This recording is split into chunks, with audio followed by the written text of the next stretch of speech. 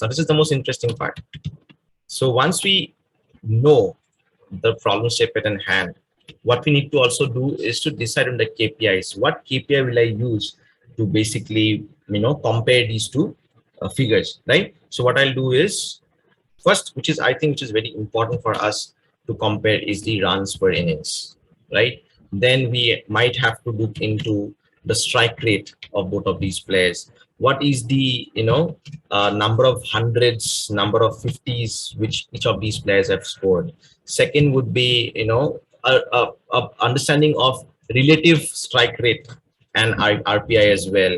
How was his strike rate with respect to the other players of the world, right? Relative RPI also would be an interesting factor. Correct. So all these parameters would be definitely important. Along with it, the percentage contribution in terms of runs for their particular team, which is India in this case.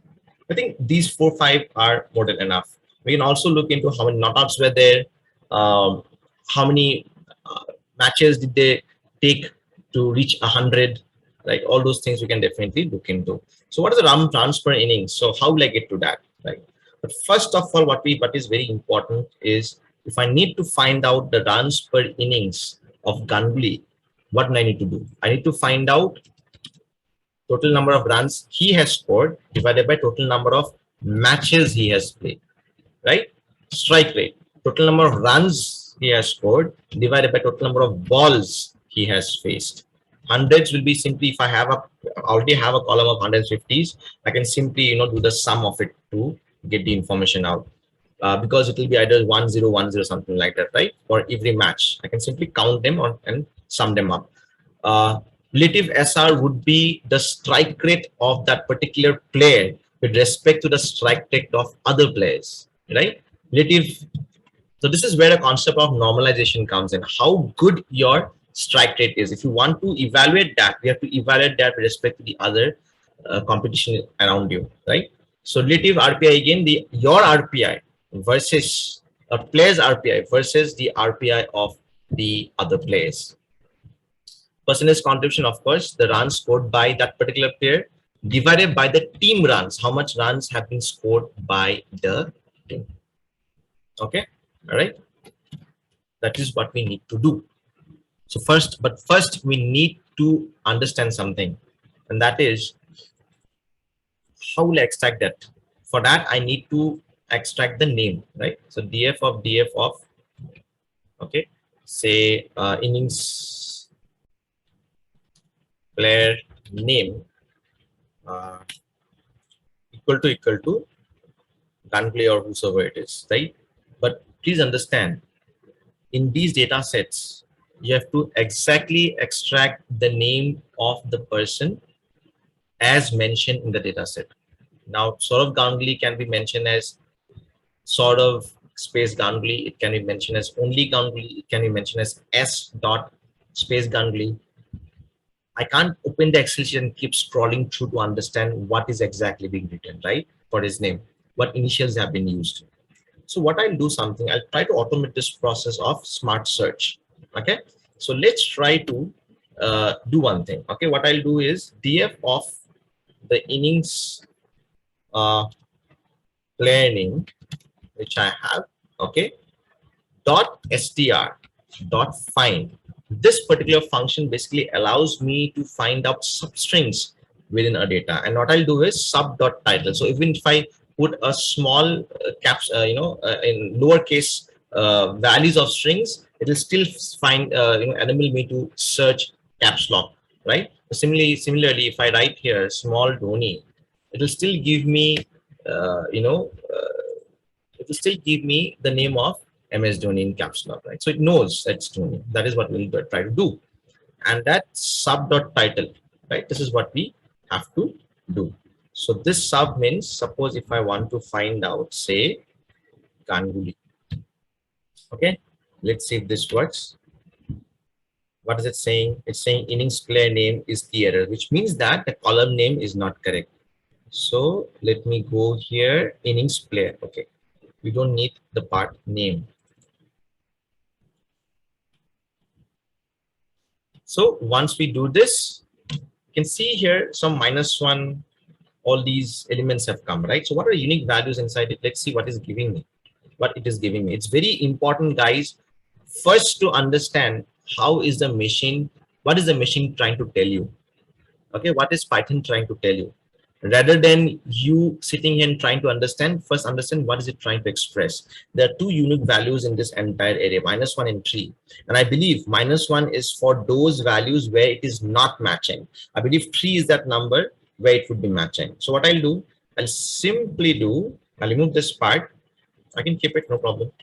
If you want to check, not equal to -1. If I do this, I'll get again true false values, right?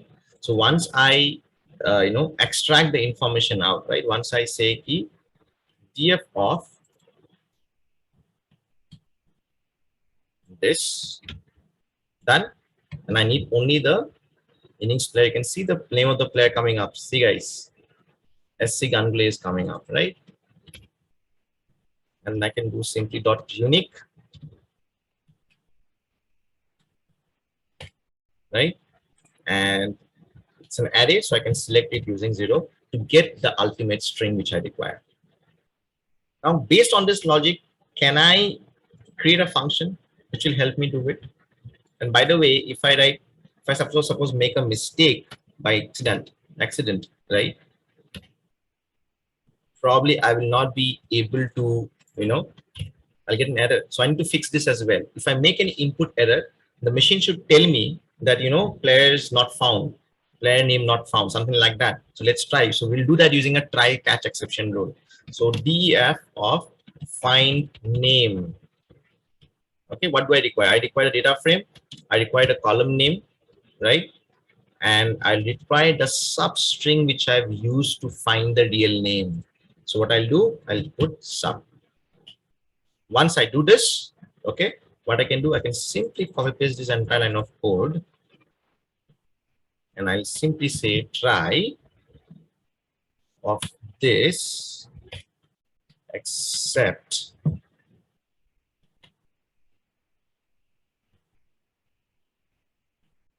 print, or I can simply say, this is x is equal to player not found. I can return x. Okay, so once I do this, so this will become the sub string which I want my using. This will become, so I can basically search in any string now, any particular column now, any string in any particular column. That is what my function has done now. It has made it more optimized and automated, right? So now what I'll do, I'll simply use x1 is equal to, okay, or let me call it as p1 because the player name. Okay,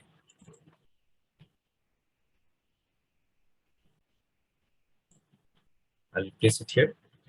Sub me, I'll use Ganguly.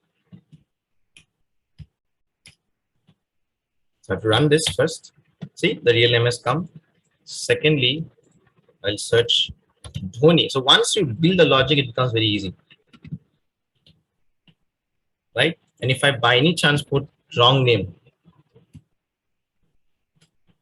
Ganguly, something like that, it will give me player not found. So it will tell me that it makes some changes. Something must be wrong in your input name, right? So now I have the P1, P2 with me. So now what I'll do, from the years of their playing, I'll extract those matches which only Ganguly has played, respectively same for MS Dhoni, right? So what I'll do next is I'll extract the player level information. Okay, what I'll do, df underscore.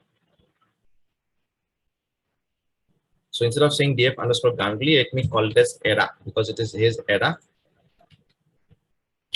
Once again, same concept I'll be using, right? So df underscore Ganguly is equal to df underscore Ganguly underscore era of innings player name where only Ganguly is playing. Now I simply can equate this with P1, right? and then I'll again put it outside because I want to slice it out. And then you can check what information it carries. You can see all data is only ganglion. The same thing we have to do it for other players. Which are the other players who were playing in that particular during his particular tenure? Why do we need this information? Because we might have to compare his strike rate with the other players strike rate, right? So what I'll do not compare. It will come from his era only, not equal to P1. Done. The same thing I'll repeat for what? For Dhoni. All these things you can actually automate. So Dhoni, this is not Dhoni. So when you start building from scratch, guys, it takes time. Okay.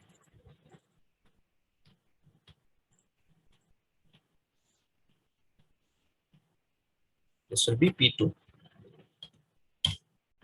Done. So once that is done, the first thing which we need to understand is runs per inning. So let's first look into RPI.